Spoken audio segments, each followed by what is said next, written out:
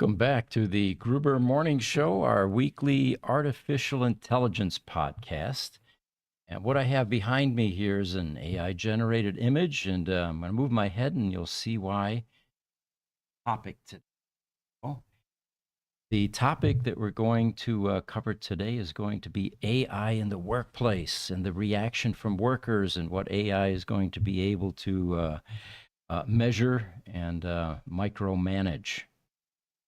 Before we get there, though, I've got an interesting video here. I'm not going to do the video, I'm going to do an image here. And what we have here is the first indication that robots may actually be unionizing.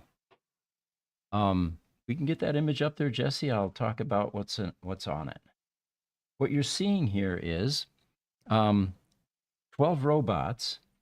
And one of them decided to become a union organizer, the equivalent of the robot Sean Fain. And it played out something like this. This was a test in China with some robots to see if robots could be abducted.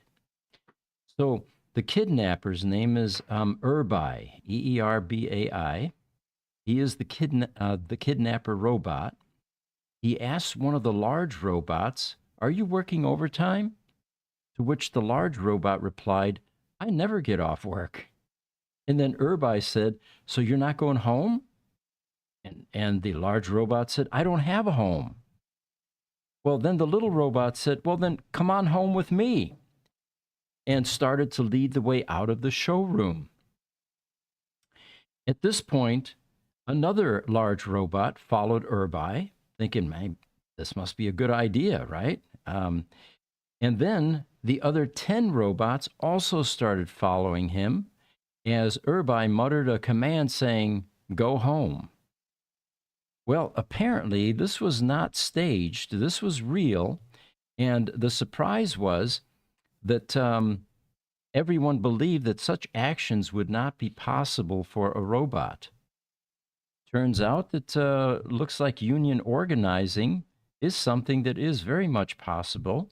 This apparently was not staged, so I'll bet the coders are scrambling to look at the algorithms and find out what allowed this to happen.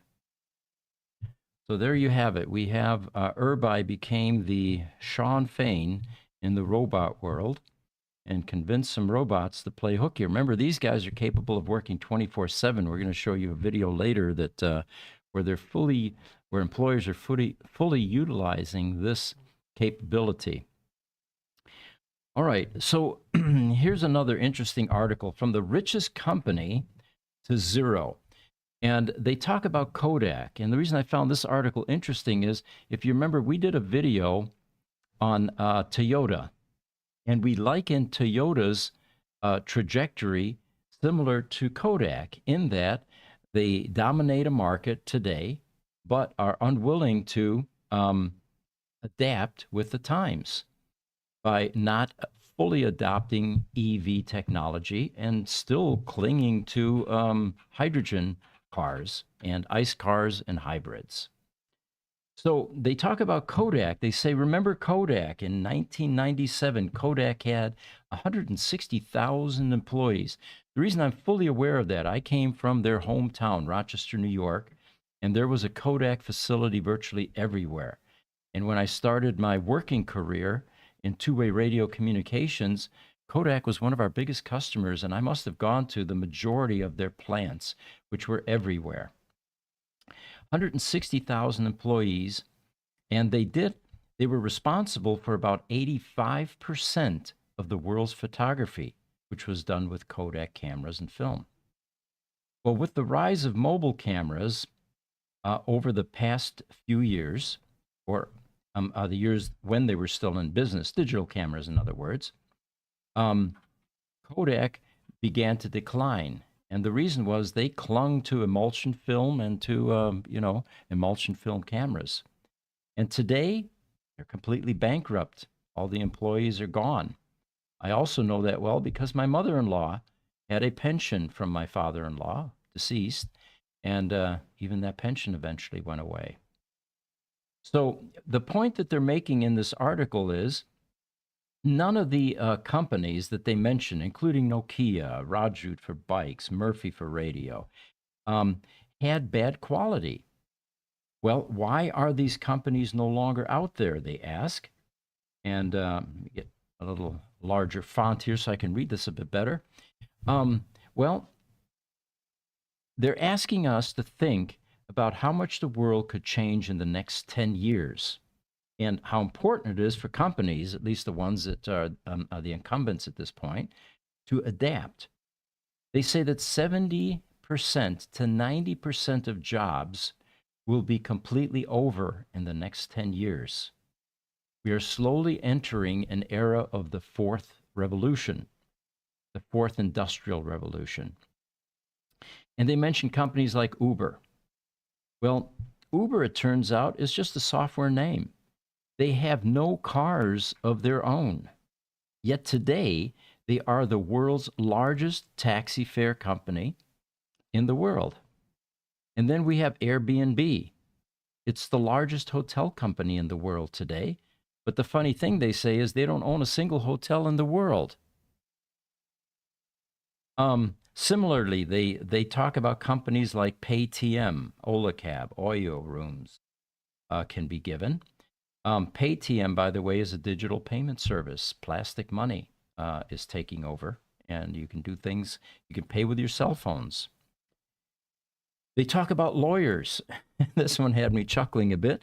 They say there is no new work for lawyers in America today because of legal software called IBM Watson that can advocate much better than any new lawyer can.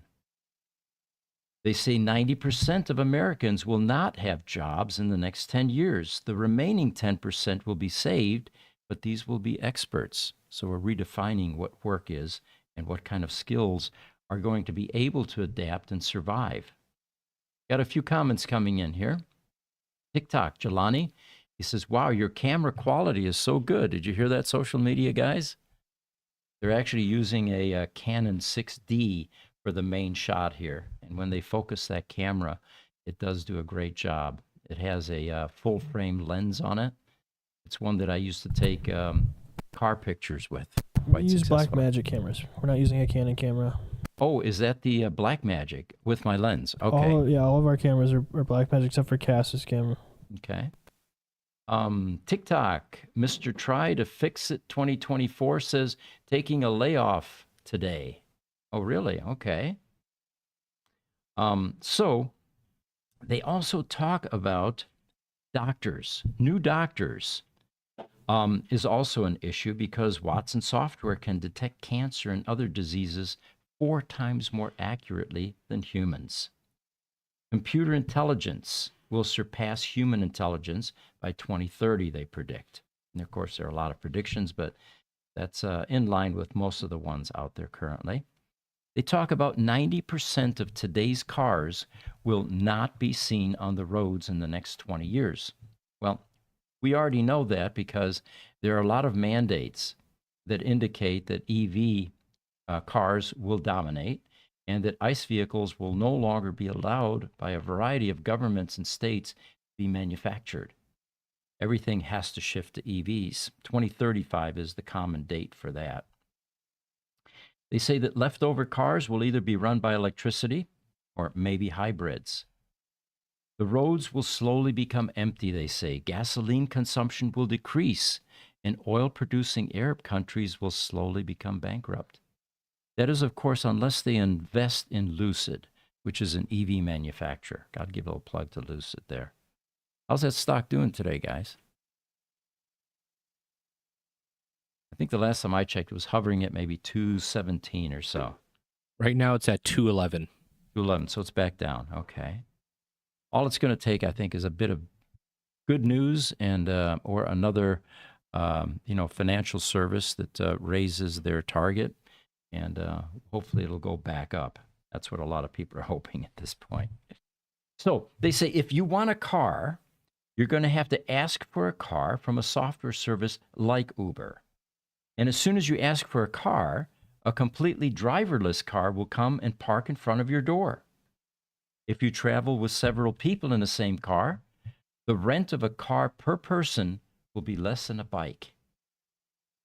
Driving without a driver will reduce the number of accidents. Now, here's an interesting a percentage by 99%. I'm looking forward to that. There's some crappy drivers out there today, especially with cell phone distraction.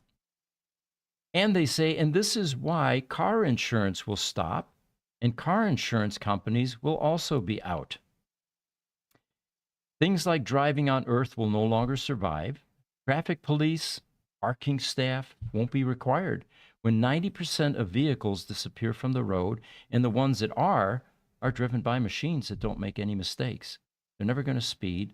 They're never going to run red lights. They're never going to do all of the other crazy stuff that causes accidents, get distracted. And all right, they give an example. They say, just think, there used to be phone booths on the streets even 10 years ago. These phone booths were forced to close after the mobile revolution came to the country. The definition of money, they say, is also changing. There used to be cash, but today's age become plastic money. Credit cards, debit card, and of course now cell phones is changing the way that the mobile wallet is being used. Growing markets of PayTM is just one click of mobile money away. All right. We have a comment here, 12 years in aerospace, 6 years in engineering, changing careers to start working on EVs. Smart move. And with that background, it's probably not going to be hard for you to become successful in electric vehicles because, like us, we transferred from Gruber Power Services, which services critical power equipment, directly into working on Teslas because every Tesla has a 3-phase inverter built into it. Same stuff we used to work on in data centers and still do, actually. Bernard Holman from Mexico says, YouTube, I still have a new roll of Kodak Ultramax 424 exposure just for nostalgia. What we're talking about there is 400 is the speed of the film, and 24 exposure. Remember, it was either 24 or 46. And while you were clicking pictures, you never saw what you took pictures of. And it wasn't until you got it developed that you actually found all your mistakes. TikTok, Vicky, do you offer training on EV maintenance in Africa?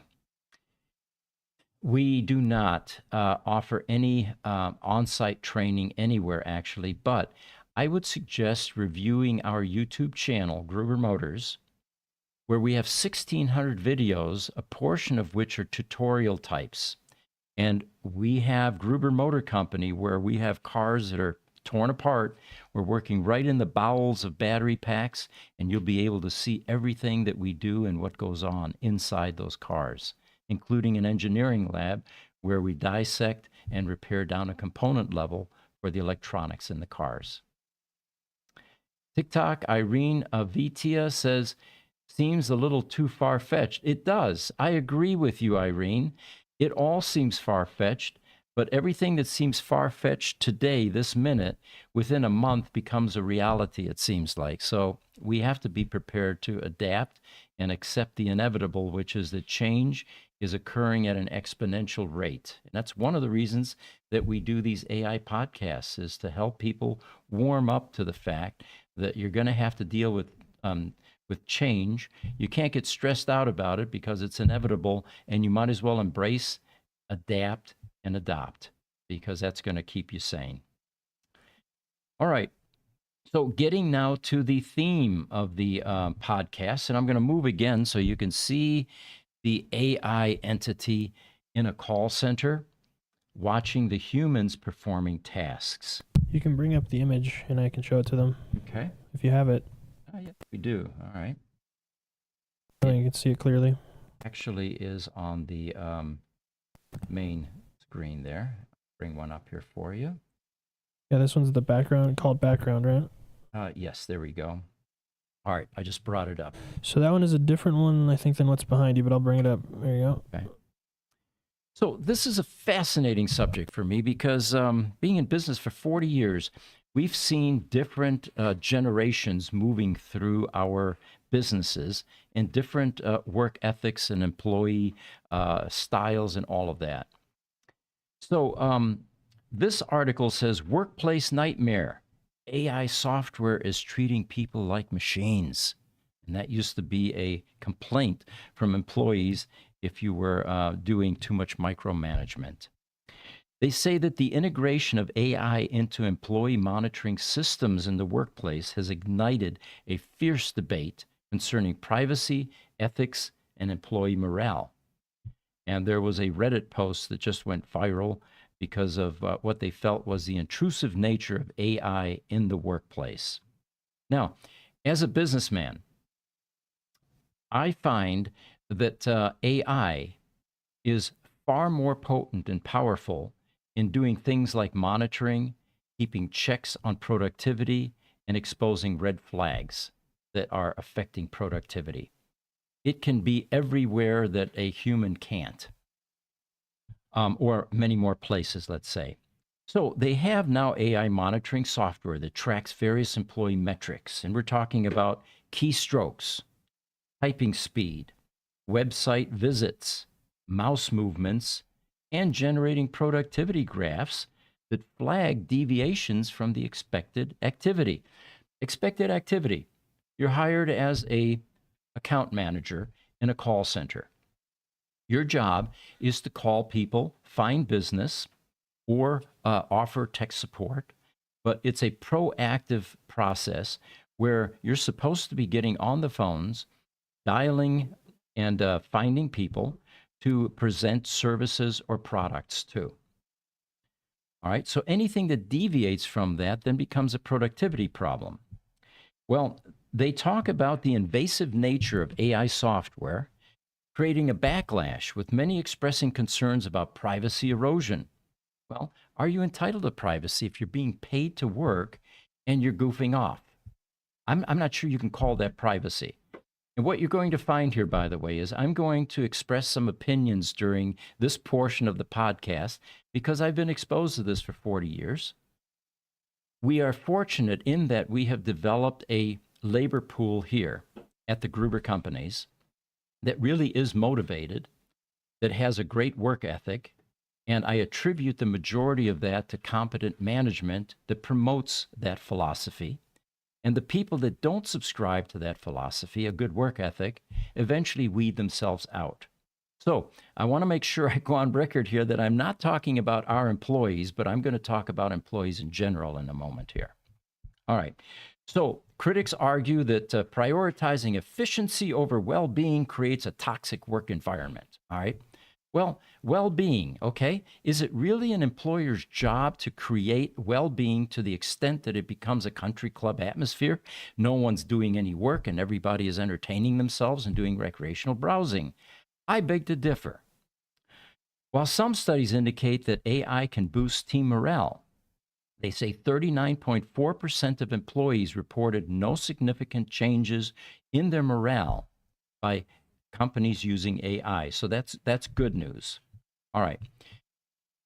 The reality of employing humans is a large portion of the workforce does not like their job or have a narrow comfort zone and do not see work as something to grow and expand skills with. Overachievers are actually a nuisance in that kind of environment because they disturb their dedication to the status quo. So if you have a blend of overachievers with underachievers, you're going to have some culture clash there.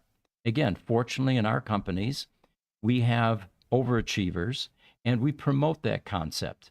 And management makes sure that that is a clear expectation at the time people are hired. In other words, if you don't want to grow and expand and create value, you're working in the wrong place. Go get a job in the government where you can go and hide somewhere and collect a paycheck. All right. Another thing that I've noticed in 40 years of doing this, there has been a shift in workplace values, and it is glaring. The generation that showed up 40 years ago were grateful to have a job. And they brought a work ethic that did not include shortchanging their employers by conducting personal business while being paid. With the myriad of distractions that are available today in the workplace, we've got the internet. We have entertainment available without even prompting. I mean, it pops up on your cell phone at times. The current generation finds it perfectly acceptable to steal time by engaging in recreational browsing or personal texting or phone calls while being paid to perform a task. AI can and will be used to micromanage and restore productivity. So, folks, get used to it. There isn't an employer on the planet that doesn't want to boost productivity. And with these kinds of powerful tools, measuring tools available, it's going to be far more difficult for the people that just want to blend in and hide, collect a paycheck, to exist in companies going forward. Looks like we've got some comments here. TikTok Irene says, I agree. If we don't evolve and accept constant change, we will be obsolete and terribly stressed and probably have ulcers and, dysfunctional to some degree. Highlander joined us. Welcome from YouTube. He says, here to learn, still struggling with my Grok and ChatGPT. Cool. Highlander, please rant on, Pete. Okay. So here's an interesting article as well now.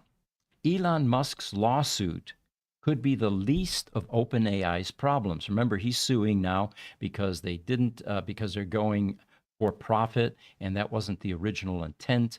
And there's a lot of discovery going on right now with a number of emails, early emails being released between Elon and OpenAI and some of the founders. Well, what this article says is that lawsuit is probably going to be the least of OpenAI's problems because shedding its nonprofit status will cost a fortune. They say that with it going for profit now, OpenAI is going to face monumental financial hurdles as it converts and incur liabilities, financial liabilities, to the tune of tens of billions of dollars. Currently, OpenAI is valued at $157 billion. Can you imagine that, guys? This is a company that, didn't exist 6-7 years ago. Amazing. They say that because it is now under scrutiny for potential nonprofit violations, and as it continues on this path, it could face tax liabilities in the ballpark of $30 billion. Remember, they're worth $157 billion, $30 billion in taxes. And any misstep could trigger IRS probes with, again, far-reaching consequences. So, message to Sam, maybe going for profit isn't that great an idea. You would probably shed the Elon Musk lawsuit and certainly not any attention from the IRS. How would you generate revenue, though, to keep operations alive? Well, that's something you guys are going to have to figure out. All right, Jensen Huang envisions 24/7 AI factories. This was an interesting one. The reason I like this is we are in the data center business, and our products and services are very much in demand for these types of efforts. Let's get Highlander covered here. He comes in, he says, yeah, well, most of them didn't grow up in a trailer and then would claw their way out to education and hard work. Good point. I think there's a certain amount of resilience that results from growing up in poverty, myself being an example. Okay, so Jensen Huang is the CEO of NVIDIA. He is predicting that just like we generate electricity, we're going to be generating AI. What he's talking about here is that we need AI in order to function as we go into the future, and these AI sources are going to be running 24/7. He talks about the next industrial revolution has begun. We mentioned that earlier as well. And he says companies like NVIDIA will be shifting to trillion-dollar traditional data centers to accelerate computing and build a new type of data center, AI factories, to produce new commodity, artificial intelligence. The reason we're excited about that is The business that we're in either services data centers, Gruber Power Services, critical power equipment in data centers, uptime, UPSs to keep the equipment running. And we also manufacture products that go into data centers, our communication products group, fiber optic cables, category cables, cable management panels, patch panels, racks, shelves, all the things that these servers and the switches are housed in a data center. You can check those podcasts out tomorrow and Friday. Good point. Well, actually, not because of the holiday, not tomorrow, but usually they are on Thursday and Friday. Friday we Power will, and Com. Yeah, we will have our Gruber Power Services podcast, and we're taking a tutorial direction with that podcast. So if you're interested in how does a data center work, what makes it function, how does the electricity get moved around, how does the plumbing, where does that exist? We did one on access floors just last week, by the way. If you're interested, go to Gruber Power Services on YouTube, and you can follow some of these tutorials. So data centers are here to stay, not just here to stay, but they're going to be exploding and increasing. And it looks like AI will become like utilities, where we're now creating AI like we create electricity. Wong's vision of AI factories is running 24/7 to produce AI outputs, whether it's language processing, image creation, or complex data analysis, to meet, of course, this growing demand for businesses and consumers that are using AI. All right, got a picture here.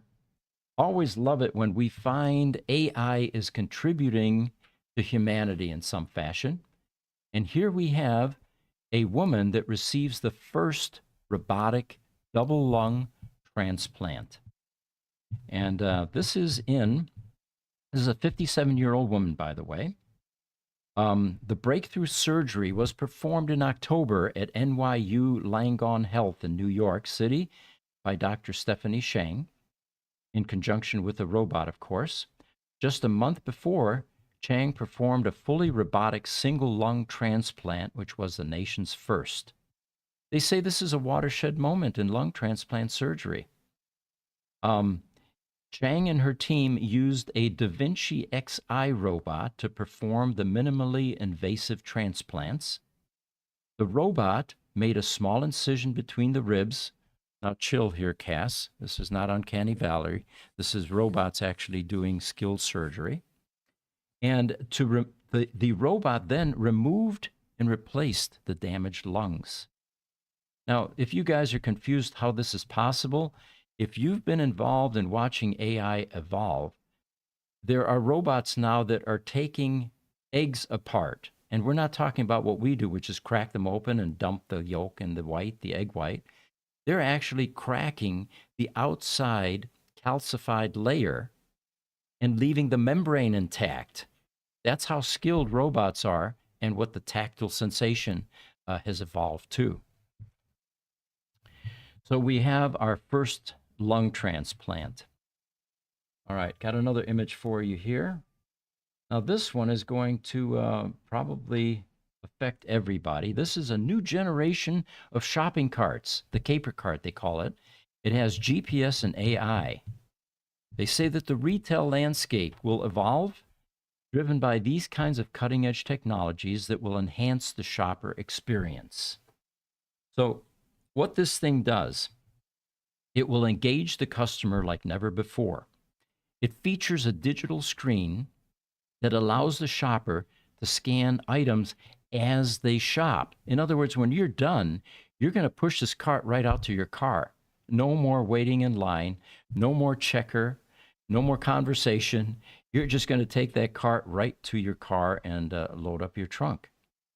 It provides real-time budget management as well. How often have you filled your cart only to get to the check station and then get embarrassed by the fact that you don't have enough money for all that stuff and you've got to take some stuff out of your cart?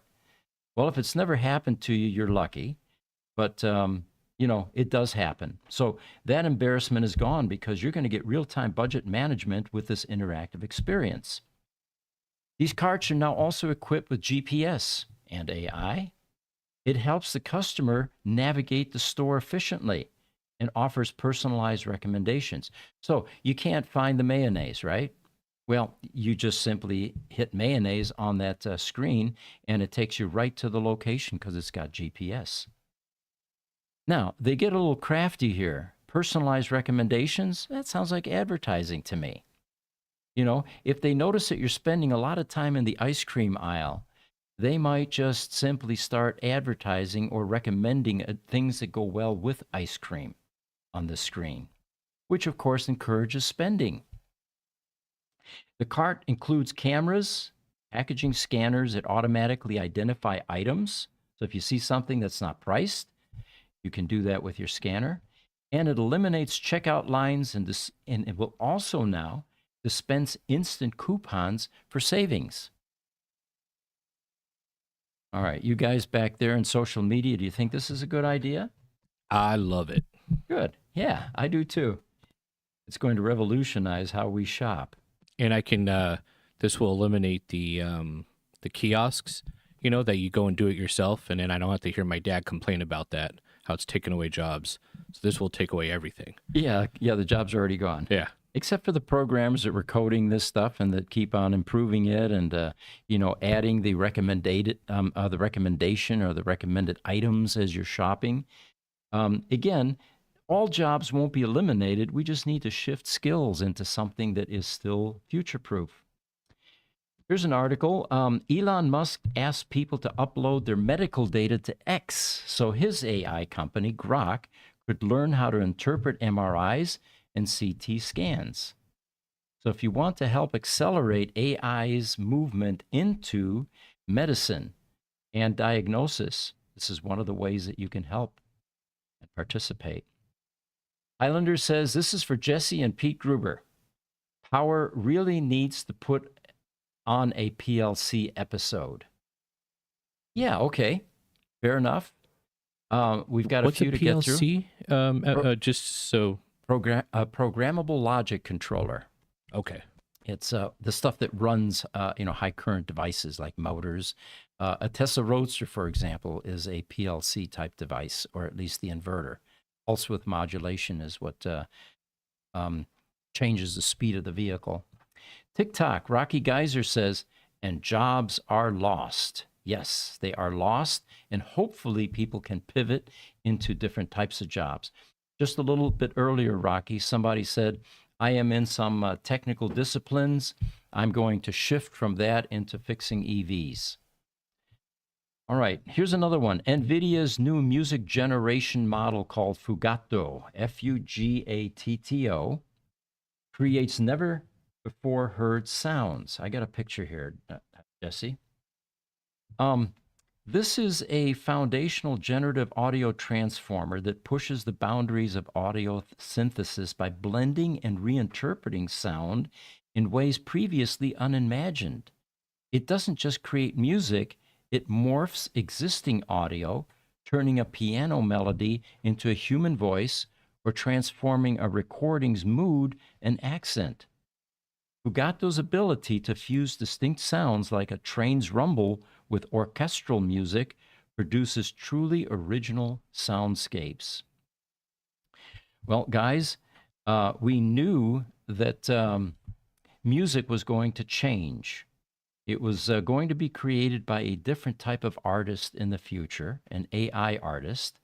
And even more interestingly, and this is what I'm waiting for, I love music. I love listening to it while I'm driving, and I'm constantly struggling to create playlists. I can't wait until AI is doing biometric monitoring of my pleasure centers, how I function, what I enjoy hearing, in other words, and then directing that to the type of music that accentuates that. So eventually, I will have a playlist that is personally tailored to my preferences perfectly. And we're not far away from that technology. In fact, it probably exists today, but nobody has thought about what I just described. So there's a business idea for you. Spotify has their own AI radio host that kind of does it in the sense of it looks at what your liked songs are, what your playlist songs are, What your and preferences are. yeah, what your preferences are, and then it makes its own AI radio, and it's even an AI voice. Like, it's not even a host. It's all AI. I hate it. Why? Why? Yeah. Because it's just weird, uncanny valley stuff. I also like finding music organically. I like researching. I like doing all of the nasty, dirty work of finding music, finding what I like, finding what I don't like. I like how organic it is. I used to be a DJ. Oh, there you go. Well, Cass, you are a gift and you're an anomaly, and we need more people to deviate from the norms like you. But yeah, that Spotify, I'm going to have to check that out. It sounds like something I might be interested in. My musical tastes vary. I was in the 60s muscle cars. I was listening to 60s music. Then it was classical for a while. Now I'm not sure what I like anymore, and I'm waiting for AI to tell me, to discover it with me. Fun Pete? fact, there are mixes between classic and metal music. I know Really? because I've done the organic research about it. Awesome. Well, I got Don't encourage Cass. She's the reason we're not going to reach immortality. Oh, low blow. Well, Cass, I'm going to get with you after the show then. I need some new music. All right. So we're getting to the close of our podcast here. We've talked about Fugato, which is NVIDIA's new way of doing music. And you know what? I think that's it for this show. Everybody have a very happy Thanksgiving. That is tomorrow, by the way, in the United States. Those of you outside the United States, celebrate it with us. Get a turkey, get a chicken, or get whatever. And that's very big in the United States. And it's a time for family as well. Thank you for joining us. We'll see you next week for another edition of the Artificial Intelligence